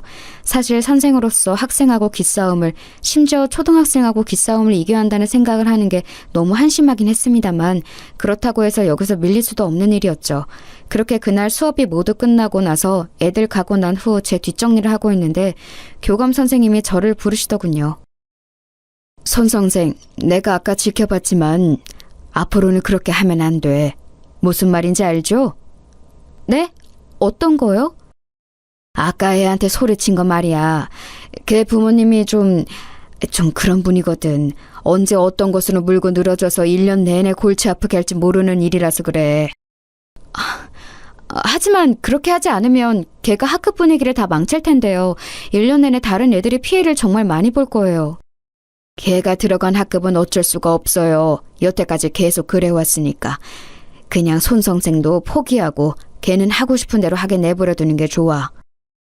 교감 선생님은 걱정스러운 얼굴이셨어요. 하지만 동시에 저는 교감 선생님 표정에서 긁어 부스럼 만들지 말아라 라는 의미도 읽을 수 있었죠. 그냥 걔를 내버려두기만 하고 6학년이니 딱 1년만 참으면 졸업시켜서 잊어버릴 수 있다는 뜻이기도 했을 거예요. 학교 현장에서는 정말 어쩔 수 없는 애들을 전학시켜버리거나 해서 학교에서 일단 나가기만 하면 그래도 잊을 수 있었으니까요. 졸업이 딱 1년 남았으니 그 기간만 버티면 된다는 거였죠. 하지만 저는 그럴 수는 없었어요. 그 건방진 학생 자신도 사실 문제죠. 아무리 건방을 떤다고 해도 겨우 초등학교 6학년생이잖아요. 지금 버릇을 고치면 그래도 향후 인생을 살아갈 때 많은 도움이 될 텐데 시도도 안 해보고 항복한 채로 그냥 포기해버릴 수는 없었어요. 게다가 제가 아주 저연차 교사였고 나름대로 청운의 꿈을 꾸고 있던 때였기에 더 그랬죠. 게다가 그 애를 그냥 두면 학급의 얌전한 아이들도 완전히 흐려진 분위기 속에 처할 게 뻔했고 어떤 아이들은 그 버릇을 닮아서 더 나빠질 수도 있었어요. 일단 저는 교감 선생님한테는 그냥 고개를 끄덕이고서 나왔지만 그 다음 날도 또 그 다음 날도 그 애한테 져주지 않았어요. 그 건방진 애는 사사건건 저한테 맞서면서 저를 선생 취급도 하지 않으려고 들었죠. 어떤 때는 저한테 말대답을 하고 어떤 때는 대놓고 무시하면서 책도 펴지 않고 들은 척도 하지 않았었는데요.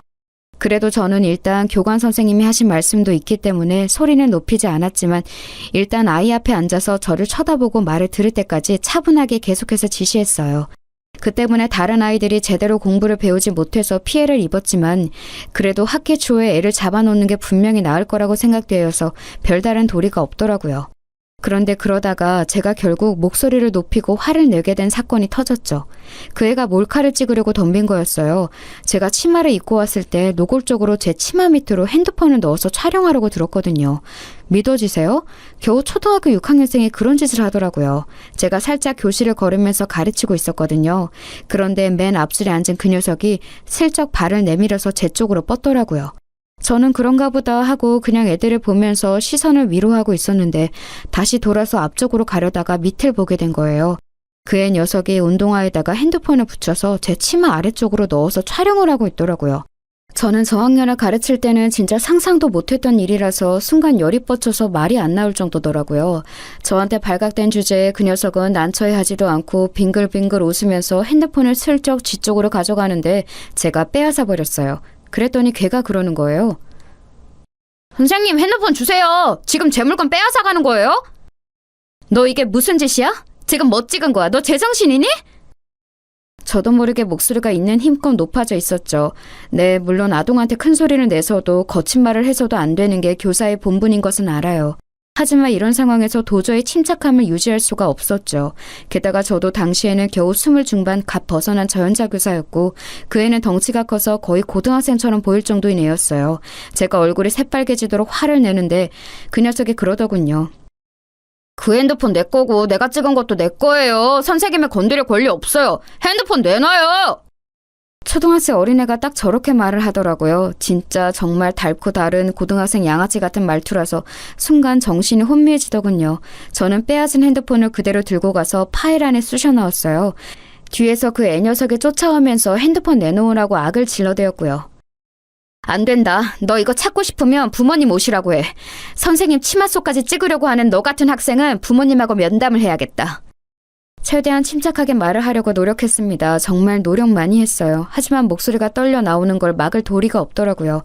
어지간한 청소년만큼 커다란 덩치의 남자애가 씩씩대면서 저를 때리기라도 할 것처럼 바짝 붙어서 발을 굴러대는데 제가 진짜 제정신인가 싶었고요. 당연히 반 전체 분위기도 엉망이었지만 저는 미안하게도 학급 아이들을 신경 쓸 겨를이 없었어요. 당장 제가 지금 학생한테 치마 속을 찍히는 짓을 당한 터라 손까지 떨려왔기 때문이었죠. 그 녀석은 저를 때리기라도 할 것처럼 씩씩대면서 제 코앞에서 왔다 갔다 하더니 곧 쾅 하고 교실 문을 박차고 나가버렸어요. 정말 선생님이나 같은 학급 친구들에 대한 배려나 존중이라고는 손톱만큼도 없는 애였죠. 심장이 쿵쾅거리면서 뛰었어요. 겉으로는 멀쩡한 척하려고 어찌나 애를 썼는지 손이 후들거리면서 무릎이 떨리더군요. 하지만 지금 학급 애들이 저를 쳐다보고 있었기 때문에 거기에서 제가 약한 모습을 보일 수는 없었거든요. 그랬다가는 남은 애들 중 좀 삐딱한 애들까지도 저를 우습게 볼 게 너무 뻔했기 때문이었어요. 그러면 정말 남은 기간 동안 이 학급 애들하고 같이 지내고 가르치는 게 악몽이 되길 뻔했죠. 이를 악물고서 괜찮다는 듯이 얼굴을 가다듬고서 마치 걔가 원래 없던 것처럼 그냥 수업을 진행했어요.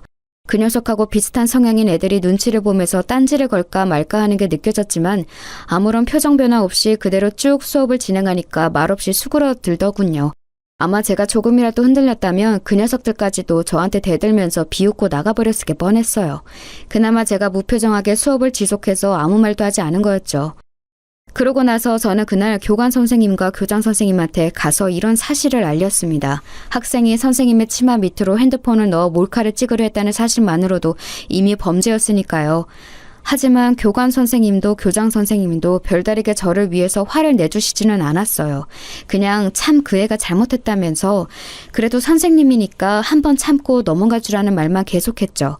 저는 솔직히 이해가 되지를 않았어요. 아니, 어떻게 이런 걸 참고 넘어가 주라는 건지 말이에요. 게다가 학생 훈육의 면에서도 이건 말이 안 되는 거였어요. 잘못한 건 확실히 짚어주고 벌을 받고 넘어가야 그게 잘못된 것인 줄을 아는 거잖아요. 그런 과정을 거쳐야 나중에 사회에 나가서도 잘못된 일을 하면 안 된다는 사실을 알게 되는 거고요. 하지만 제가 아무리 말씀을 드려도 교감도 교장도 전혀 귀담아 듣지 않으시더군요. 교장 선생님은 도리어 저를 나무라듯이 말씀하셨어요. 거 손선생 좀 참지 그랬어요. 걔 부모들이 아주 골치 아프단 말이야. 얼마나 막무가내인지 알아? 하지만 제가 이걸 참고 넘어간다고 해도 걔가 나중에 어떤 꼴이 될까요?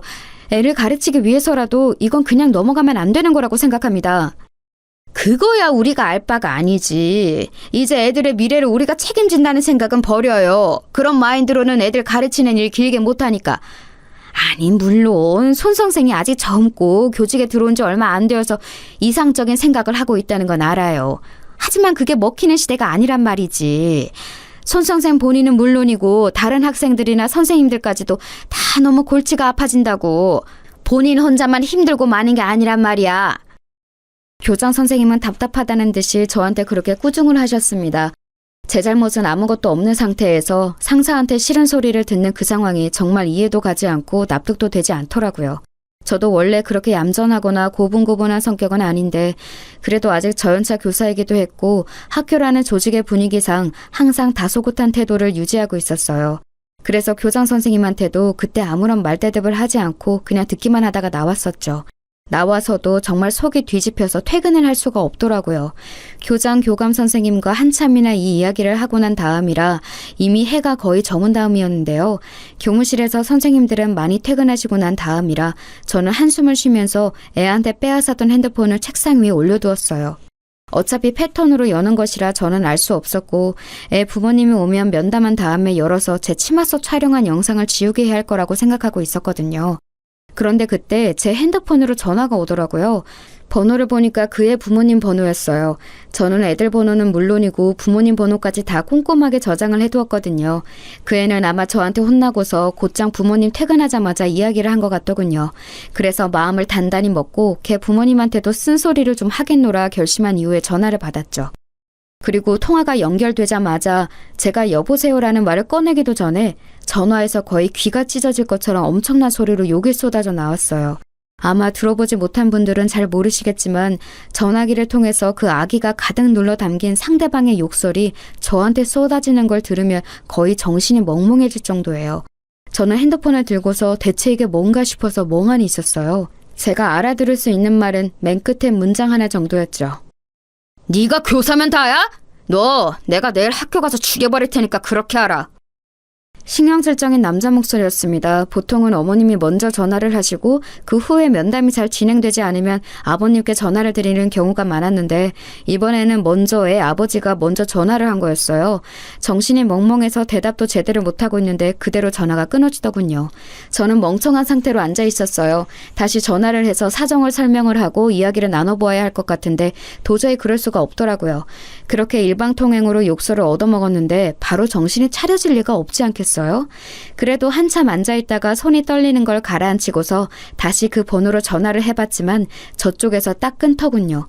몇 번도 해봤지만 계속해서 끊어버려서 저는 결국 아무것도 하지 못한 채로 퇴근을 할 수밖에 없었어요. 가족과 함께 살고 있었기 때문에 제 얼굴이 어두운 걸 보고 엄마가 급히 따라오면서 대체 무슨 일이냐고 물으셨죠. 아, 너 왜 그러니? 무슨 일 있어? 얼굴이 너무 안 됐다. 별거 아니에요, 엄마. 그냥 좀 피곤해서. 애들이 말 안 들었어? 뭐 과일이라도 깎아줄까? 괜찮아요. 필요하면 이야기할게요. 저희 엄마는 가정주부로 평생 살아오신 분이라 굉장히 심약하셨거든요. 그러니까 제가 겪은 일을 그대로 말했다간 거품 물고 넘어가시게 뻔해서 그냥 제가 입을 다무는 쪽을 선택했던 거였죠. 저희 아빠는 또 다혈질이셔서 이런 일이 생기면 화를 내실 거라 제가 말하지 않는 게 나았고요. 사실 우리 부모님도 나 보호하려고 애쓰셨었지 싶어서 마음이 조금 가라앉았습니다. 부모들은 항상 아이가 학교에서 혼나고 오거나 친구들과 싸우고 오면 마음이 불안정해지기 마련이죠. 아마 그의 아버님도 그런 게 아니었을까 싶었어요. 세상에는 참 여러 가지 사람이 있어서 자기가 불안해지면 욕설로 그 불안을 해소하려고 하는 이들도 있었으니까요. 그 녀석의 태도로 봐서는 부모님의 공격성이 있을 것 같아서 그 정도는 감안하고 마음을 단단히 먹으려고 애를 쓰기도 했습니다. 그리고 다음날 저는 어느 정도는 각오를 한 채로 출근을 했어요. 그런데 아침에는 아마 시간이 없었는지 그의 아버님이 안 오셨더라고요. 그 녀석은 아무 기색도 없는 채로 출석해서 앉아 있었고요. 그런데 눈길도 안 마주치고 고개를 이리저리 팩팩 돌리는 꼴이 전혀 반성한 기색은 아니었죠. 아마 오후나 퇴근 이후에 오지 않을까 싶었을 때였어요. 딱 점심시간 직전인 시간이었는데 끝나기 거의 20분 전쯤 갑자기 교실 문이 벌컥 열려서 정말 깜짝 놀랐습니다. 제가 놀라서 돌아보니까 거기 어떤 중년 남자가 식은덕대면서 서 있더군요. 저는 누구냐고 물으려다가 직감적으로 그 사람이 그 녀석 아버님이라는 사실을 눈치챘어요. 오늘 이렇게 갑자기 찾아올 만한 사람은 그 아버님밖에 없었으니까요. 아버님, 혹시 오늘 면담하러 오셨나요? 지금 수업이 아직 안 끝났으니 조금 기다리셔야. 제가 그렇게 말을 하는데 그 학부모님을 기다리지 않고 그냥 교실로 성큼성큼 들어오시더군요. 그러더니 제 멱살을 잡고 다짜고짜로 밀치셨어요. 저는 너무 창졸간에 일어난 일이라서 비틀거리면서 뒤로 거의 넘어질 뻔했는데 다행히 교탁을 잡아서 넘어지지 않을 수 있었죠. 그대로 넘어졌다면 아마 크게 다쳤을지도 몰랐는데 어떻게든 중심을 잡아서 간신히 서 있었어요. 그런데 그 아버님은 거기서 그치지 않고 교탁을 발로 차면서 소리를 질러대더군요. 네가 선생이면 다야, 어? 야, 네가 내 아들 핸드폰 뺏어갔어? 그거 너 강도질이야, 알아? 네가 무슨 권리로 애 핸드폰을 빼앗아가? 너 공산당이야, 어? 남의 재산을 왜 손을 대? 그 아버님은 정말 말도 안 되는 소리를 하면서 목에 핏대를 세워가면서 소리를 질러댔습니다. 저는 그 아버님이 들어오자마자 제 멱살을 잡고 밀쳐서 놀라 손발이 떨리는 와중에 마구잡이로 고함까지 질러대니 견딜 수가 없었어요. 제 나이 겨우 20 중반 조금 넘었을 때였는데 저 연차 교사가 감당하기에는 힘든 일이었죠. 학급 아이들이 전부 다 놀란 눈으로 저를 쳐다보고 있는 가운데 그 녀석은 저를 비웃는 얼굴로 빙글빙글 웃으면서 쳐다보고 있더군요. 그리고 그 녀석 주변으로 앉은 비슷한 놈들도 희죽거리면서 쳐다보고 있었고요. 정말 머리가 아득해지는 기분이었어요. 그리고 너 뭐 애한테 소리를 질렀다며? 야, 너 그거 아동학대인 거 알아? 죽을라고 이게 확. 내가 너 고소해서 교사 잘리게 만든다, 알아? 이런 게 선생이랍시고 자리 보존하고 앉아가지고 애한테 소리나 지르고 말이야. 아버님 진정하세요. 일단 말씀이라도 좀 들어보시고. 야, 됐어. 내가 지금 교장하고 교감한테 가서 단판 짓고 올라니까 너 진짜 가만 안 둔다. 그렇게 고함을 지르고서 그 아버님은 순식간에 애를 데리고서는 교실 밖으로 사라져버렸어요. 저는 이제 정말 다리가 떨려서 제대로 서 있을 수가 없더군요. 그렇게 제가 봉변을 당하는 사이에 점심시간 벨이 울렸고 차라리 다행이라는 생각이 들어서 저는 애들한테 밥 맛있게 먹으라는 인사만 간신히 한 채로 교무실로 들어왔어요. 당연히 저는 아무것도 먹지 못했죠. 그러고 나서 한 30분쯤 뒤에 교장실에서 내선 전화가 걸려왔어요. 손 선생, 다시 그 아버님께 전화드려서 정중히 사과드려. 그리고 애한테 핸드폰 돌려주면서 또 미안하다고 사과 꼭 하고. 안 됩니다. 저는 잘못한 게 없어요. 제가 왜 사과를 드려야 하나요? 그리고 그 핸드폰 안에 불법 촬영물이 있는데 그걸 돌려주라는 말씀이세요? 저는 너무 놀라고 화가 나서 대뜸 목소리가 높아졌어요. 하지만 교장 선생님은 그런 제 마음은 아랑곳하지 않고 아무런 상관없다는 듯이 오히려 불쾌하다는 듯이 말씀하시더군요. 아니, 송 선생, 지금 나한테 말대꾸하는 건가? 내 지시에 따르지 않겠다는 거야? 선생님이 되어서 교장 지시에 안 따르겠다면 어쩌자는 건가? 지금 잘 처신해야 해. 나도 그 아버님한테서 손 선생 보호를 못 해줘. 하지만요, 그 아버님 이 동네에서 오래 살고 성격도 험한 양반이야. 지난번 걔 4학년 때도 담임선생님 고소해서 교사 바뀌었던 거 모르나? 내가 보호해줄 수가 없는 사람이라고. 속이 울컥거리더군요. 교장 선생님의 말씀대로 사실 제가 뭘 할 수 있는 게 없었어요. 그 아버님 심지어 학교 앞쪽 골목 있지? 거기 정비소 하고 있어. 동네 학부모들하고 사이가 좋아서 한번 그 사람이 물어뜯기 시작하면 진짜 골치 아파진다고. 머리가 아프더군요. 교사라는 직업을 가진 이상 학부모와 소통을 하는 건 피할 수 없는 부분인데 게다가 그쪽에서 제 직업을 망가뜨리려 한다면 제가 저항할 수단조차 없는 게 현실이었죠. 그래서 저는 멍하니 교무실에 앉아 있었어요. 교장 선생님이 말씀하시길 걔 아버지가 학교 앞 골목 정비소를 한다고 했었죠. 그런데 안 돌아가는 머릿속으로도 저희 집이 가지고 있는 건물이 그쯤에 있고 거기 1층에 정비소가 있다는 게 생각이 나더라고요. 설마 거기인가 싶었어요. 사실 아빠 엄마 소유의 건물이고 관리인도 따로 있는 큰 건물이었기 때문에 뭐 제가 딱히 관심은 없는 곳이기는 했어요. 코로나 때 워낙 수익이 안 나와서 월세를 내려서 장사를 하게 해주었다고 그런 이야기를 들었던 게 마지막이었던 것 같더라고요. 걔 아버지가 정말로 거기서 장사를 하고 있는 사람이라면 나한테 이러면 안 될 텐데 라는 생각도 들었고요. 솔직히 선생으로서 하면 안 되는 생각이었지만 그 학생도 그 학부모도 진짜 꼴보기 싫고 우라통이 터지고 그렇더군요. 거기에 더해서 그냥 전체적으로 이 학교라는 세상의 조직 생활이 정말 무척 허무하다고 느껴지기도 했고요. 정신을 못 차리고 있으려니 곁에 있는 선생님들이 빨리 조퇴 먼저 하라고 지금 애들 가르칠 정신이 아닐 것 같다고 저한테 위로를 해주셨지요. 다른 선생님들이 대신 해주시겠다면서요. 아무래도 머리가 너무 아파서 병원이라도 가야 할 듯해서 선생님들의 호의를 고맙게 받고 일어나려는데 그 애 녀석이 교무실로 찾아온 거예요. 저기요, 저 핸드폰 이제 주죠? 우리 아빠 또 부르기 전에. 걔는 저를 선생님이라고도 부르지를 않았습니다. 저는 멍하니 걔 얼굴을 보면서 걔가 나를 선생 취급을 안 하는데 내가 걔를 학생 대접을 해줘야 하나 고민이 되었어요. 학기가 시작되고서 그 녀석을 계도하려고 애썼던 시간들 동안 받았던 스트레스가 한꺼번에 치솟는 듯한 기분이었죠.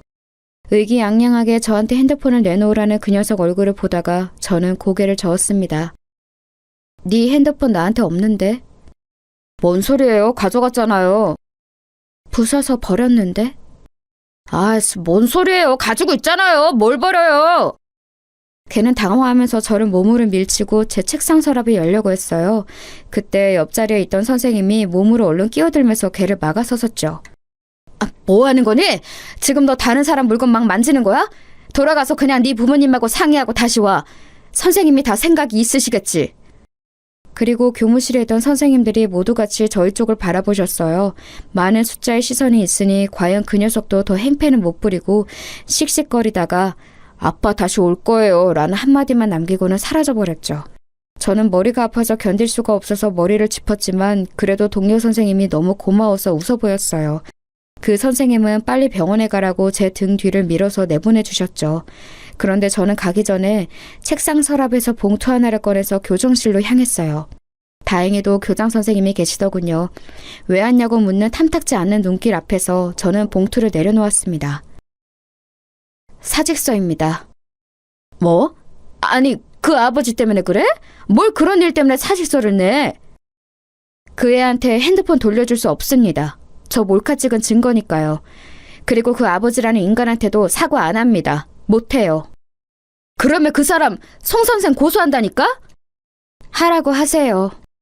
아니, 이건 내가 지금 수리는 안 하겠네. 머리를 식히고 다시 내일 와서 내도록 해.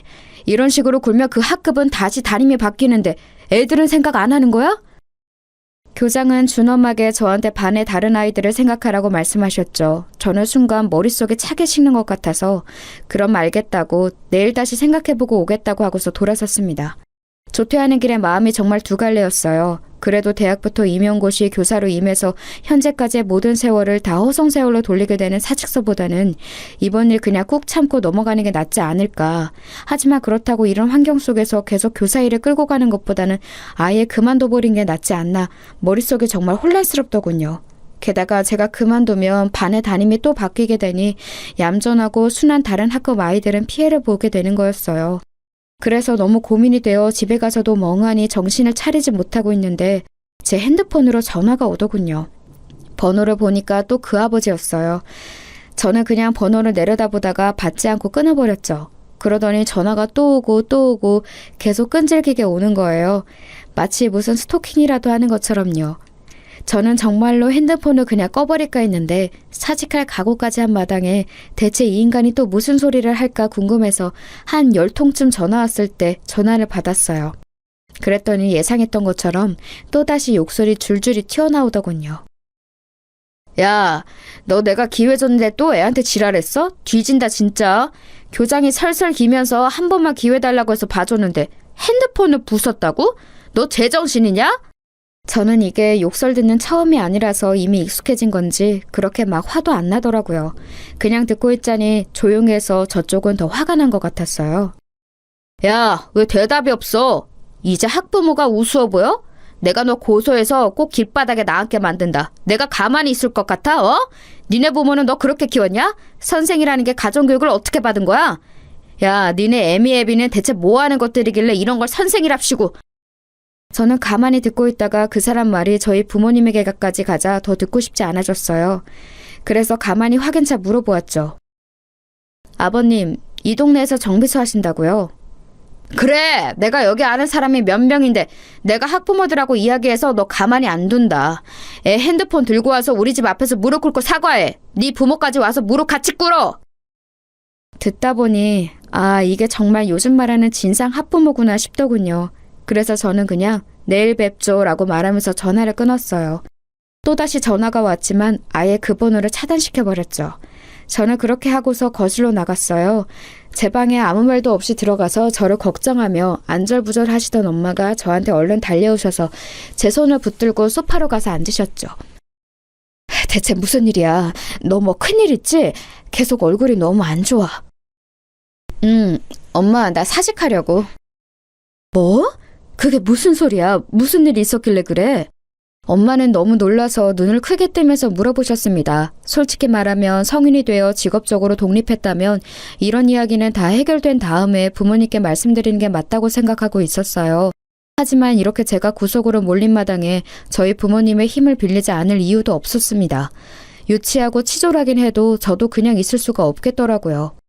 제가 그동안 있었던 일을 이야기하자 엄마 얼굴색이 새파랗게 변했다가 새하얗게 변했다가 아주 난리가 났더라고요. 엄마한테 스트레스를 드리고 싶지는 않았는데 그렇게 화를 내시는 모습을 보니까 마음이 안 좋았어요. 엄마는 벌떡 일어나서 이리저리 왔다 갔다 하면서 입술을 잘근잘근 씹으셨습니다. 그런 짐승 새끼 같은 애비하고 자식 새끼가 다 있지? 근데 그런 것들이 선생님이 너한테 그 지랄을 했다고? 심지어 교장은 너한테 사과하라고 했고? 그래서 나 더 이상은 못 다니겠어요. 그냥 다른 곳으로 취업하려고. 그래. 그리고 네가 뭐가 모자라서 거길 계속 다니니. 넌 네 아빠 사업이나 건물 하나만 물려받아도 먹고 사는 데는 지장 없어. 그 새끼들이 뭐 알지도 못하면서. 고소? 고소 같은 소리 하네. 네 아빠 아는 정감만 몇 명인지 아니? 엄마는 거의 입에서 불을 뿜을 기세로 화를 내시더라고요. 그래서 제가 헤헤 웃었어요. 안 그래도 아빠한테 부탁드릴 게 있어. 아빠 건물 중에 우리 학교 앞쪽 1층에 정비소 있는 곳 있지? 응, 있지. 그 정비소가 그 앱이라는 놈이 하는 곳이래. 뭐?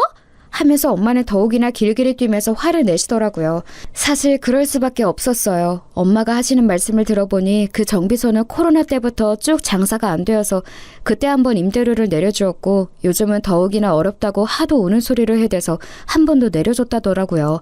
심지어 요 몇 달간 그것도 제대로 내지 못했는데 하도 사정을 해서 아빠가 그럼 경기 회복되면 그때 갚으라고 도촉도 안 하고 계신데요. 그런데 그렇게 사정을 다 봐주고 있는 인간이 학교에서는 완전히 얼굴을 바꿔서는 담임교사한테 지랄을 떨어대고 있었던 거였어요. 세상에, 난 정말 그 사람이 그럴 줄은 몰랐다.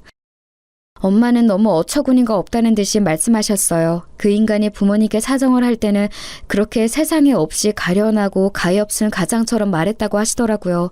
애가 둘에 아내도 아픈데 장사가 안 되어서 너무 힘들다고 제발 한 번만 봐달라고요.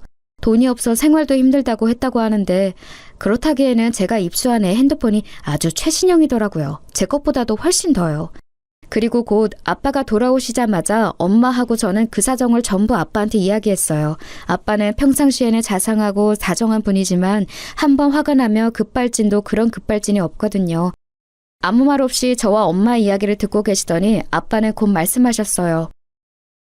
너 내일 아침 일찍 사직서 내고 와라. 교장 이야기 들을 것도 없다. 네가 애들 가르치는 걸 좋아해서 교사를 직업으로 삼은 거지 생계 때문에 돈 벌어야 하는 것도 아니잖아. 그런 곳에서 네가 고생할 필요 없다. 아빠는 딱 잘라서 말씀하셨어요. 사실 저희 집이 뭐 저 하나쯤 돈 안 번다고 어떻게 되는 집은 아니었거든요.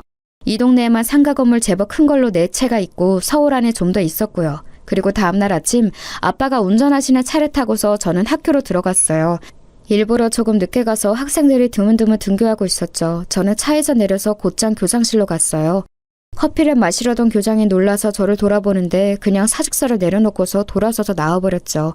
그리고 아빠가 기다리다가 차에서 내리셨어요. 저희 아빠 차가 좀 겉으로 보기에 많이 튀는 외제차라서 운동장에 세워놓으니 학생들이 수군대면서 지나가는 게 느껴지더라고요. 약간 쪽팔리기는 했지만 어쨌든 아빠하고 같이 학교 앞쪽 그 정비소 쪽으로 갔어요. 학교 앞 골목 하나만 건너면 되는 곳이라서 상당히 가까웠죠. 정비소가 아직 열기 전이었지만 어차피 그 뒤쪽에서 살림집하고 같이 있는 형태라서 아빠가 곧장 그 정비소 사장한테 전화를 걸었어요. 저한테는 그쪽 목소리가 들리지도 않았지만 아빠가 짧게 몇 마디 하니까 나오겠다고 하는 것 같더군요. 그러고서 채 3분도 안 지났는데 헐레벌떡 사장이 튀어나왔어요. 바로 그 싸가지 없는 애녀석 아버지였죠. 순간 그 사람은 저하고 눈이 마주친 채로 무슨 일인가 헷갈리는 얼굴이었어요. 그리고 아빠가 그 사람한테 그러셨죠. 인사해. 내 딸일세. 안녕하세요. 초면은 아니죠? 제가 그 아저씨를 노려보면서 말하자 순간 말이 안 나오는지 어버버거리기 시작하더군요. 아니 그 사장님 이 아가씨 아니 이 선생님이 사장님 따님. 그래 내 딸이고 내가 어젯밤에 아주 충격적인 이야기를 들었네. 아빠의 표정은 무서울 정도로 굳어 있었고 그 사람은 얼굴이 창백하다 못해 헬쑥해지기 시작했어요. 뭐라고 답변할 말도 찾기가 힘든 듯 그 사람은 손을 떨기 시작했어요. 자네 덕분에 내 딸 사직서 내고 오는 길일세. 그동안 내가 자네한테 임대료도 받지 않았던 게 너무 후회가 되는군.